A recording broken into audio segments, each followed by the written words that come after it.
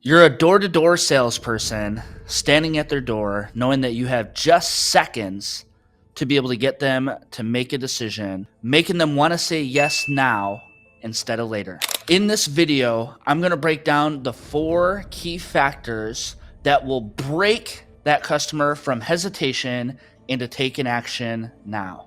Welcome to the Street Leadership Channel. My name is Ryan Goldman, where we empower leaders to overcome adversity, increase revenue, and scale their business. Let's dive in. In door-to-door sales, we have 3 seconds before a customer already starts to prejudge us. And we have 30 seconds to really be able to hook them and get their attention. So there's really 4 main factors in creating impulse, and we call it Goofy. The first one is the greed factor. And the greed factor essentially means that everybody wants what everybody else has. The customer doesn't want to feel like they're the first one, and they also don't want to feel like they're the last one. They want to feel like everybody is already doing it. We like to call it the Jones effect, keeping up with the Joneses. So we see it with the Jones effect, right? Even with children, if you have children, maybe you can relate to this, where the child has a friend that comes over to play, and that friend is playing with a toy that your child hasn't played with in a year or 2 years. And all of a sudden, just because somebody else is playing with it, now they want it. So how do we create greed in the field? One of the best ways to do it is to be able to name drop other customers that have already signed up.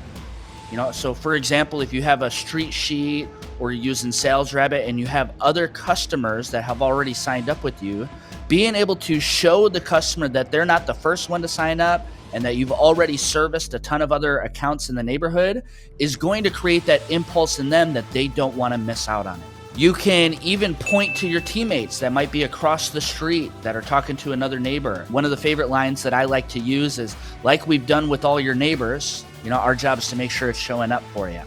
And so once again, it connects the customer that obviously other people in the neighborhood are already doing this, and it's going to make them want to do it too. Another way of creating greed is to give them a sense of possession. So we use tablets and clipboards, and even just putting your tablet or clipboard in their hand is giving them a sense of possession and greed that they already have it. Every customer wants to feel like everyone else is doing it, and so it's our job to lead them to believe that everybody is. The second factor of impulse is urgency. We have to create enough urgency to make the customer to make a decision on the spot. The last thing that we want to do in door-to-door sales is have to set appointments where we have to keep coming back over and over and over again. What we teach our team is a one-call close. We are coming uninvited to a stranger's home and getting them to make a buying decision on the spot. If you act like you have all day, the customer will feel the same way. If they feel like they can make a decision tomorrow, next week, a month from now, there's not going to be any urgency for them to make a decision today. You have to remember that we're in sales. We don't get paid by the hour. We get paid based on the production and the value that we bring to each day.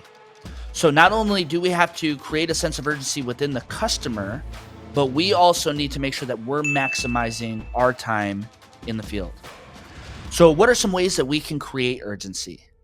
One of the easiest ways to subconsciously create urgency is just by looking at your watch while you're talking with the customer. The customer will get the hint that, oh man, I need to make a decision, that this person's time is valuable, and they're not going to keep wasting your time. Another one is a great line that, we're only out here today. I personally like to use, it's taken us 6 months to get out here. I don't know the next time that we're going to be back in the area to be able to get you taken care of. And so just by using that line, you're creating a sense of urgency that they have to make a decision now. Otherwise, they may be waiting 6 months before they can do it again. Another one is just clicking your pen, and it sends the message to the customer that, once again, that time is valuable and we need to keep things moving along. Another one is even kind of doing the pee-pee dance of, moving back and forth. And all of these are kind of psychological sub cues that without really saying anything to the customer, they're going to pick up the hint that your time is urgent. The customer is more likely to make a decision when they feel like their window of opportunity is closing. If you're interested in getting started with us and coming to work with me personally, click the link below and you'll be able to join our team. We have multiple positions across the US open, and we would love to have you a part of our team and to be a part of your journey. The third factor of impulse is going to be what we call the fear of loss. The only stronger emotion than the desire to gain something is the fear of actually losing something. And so we have to be able to create a fear inside of them that if they don't make a decision, they're going to be missing out. So once again, it kind of goes back to that same rebuttal that I gave you earlier, is it's taken us 6 months to make it out here. I don't know the next time we're going to be back in the area. That same line, not only does it create urgency, but it also creates a fear of loss, of that if I don't make a decision today, I may miss out. We deal in energy. And so one of the things that we talk about is energy prices are constantly changing, especially going into the summertime or going into the wintertime. You know what happens with energy prices, right? And even just that motion of me signaling my hand going up, it's creating this fear inside of them that if they don't make a decision, their bills are going to start to increase without me even saying whether it is or isn't. But just that hand motion is going to create a fear of loss inside of them.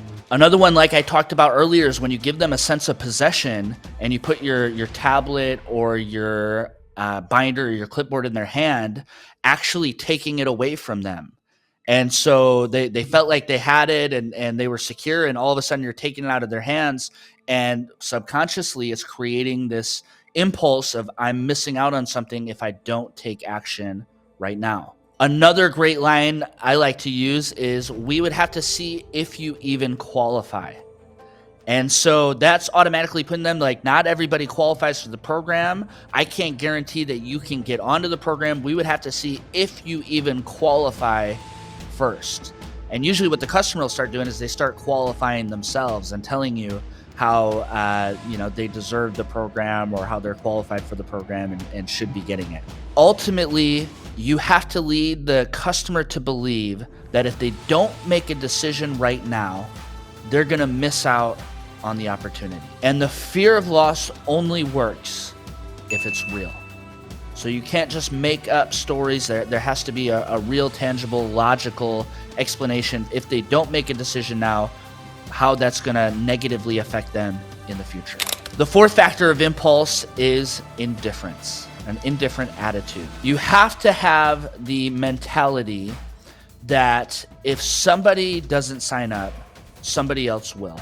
I always noticed, for me personally, the days where I was having my worst sales days was actually when I realized I was trying the hardest. And the customer can sense that, like, why is this person so thirsty to get me to sign up? Why do they want this so badly for me? And so you have to keep a certain level of indifference and knowing that, guess what, if this person doesn't sign up, the next person will. And we're just here servicing the area. We're letting you know what's available. These are the options you have. If you choose not to, like I said, energy prices might go up. We're not going to be back in the area. You may just have to pay more. And the customer is going to sense that indifference and realize, okay, you're not just trying to sell me. You're just giving me my options that are available. And that will lead them to actually making a buying decision. Part of that goes into just assuming the sale.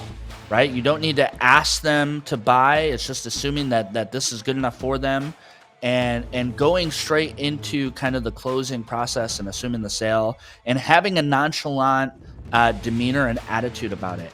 If you get really like tensed up when you start to ask them to buy, or you ask them if that sounds good, and you start asking for permission, you're going to get a lot more resistance rather than when you just kind of assume the sale with an indifferent attitude and kind of that nonchalant demeanor. The key here is to get the customer to feel like you're just an hourly worker and you're just out here doing your job.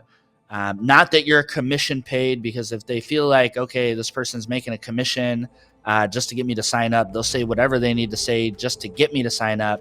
And that will create more friction for you as well. And so you really want to have kind of like that surveyor's attitude, that mailman attitude, the UPS guy, hey, we just need a signature right here. Rather than really trying to go into like convincing and really like the salesman type of mode where you're really trying to convince them. In direct sales and in door-to-door sales, we work off of impulse marketing. Like I said, it's really a magical thing if you think about it, is that we're going to a complete stranger's home, uninvited, and something that they maybe had no idea about to begin with.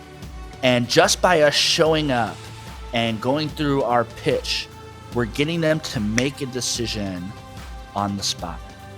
And that's the power that comes when you master how to create impulse. If you master these factors of impulse, I can guarantee you it's going to lead to you making more money and writing more sales. That's why I created a series of videos to help you earn more money and be more successful in door-to-door sales.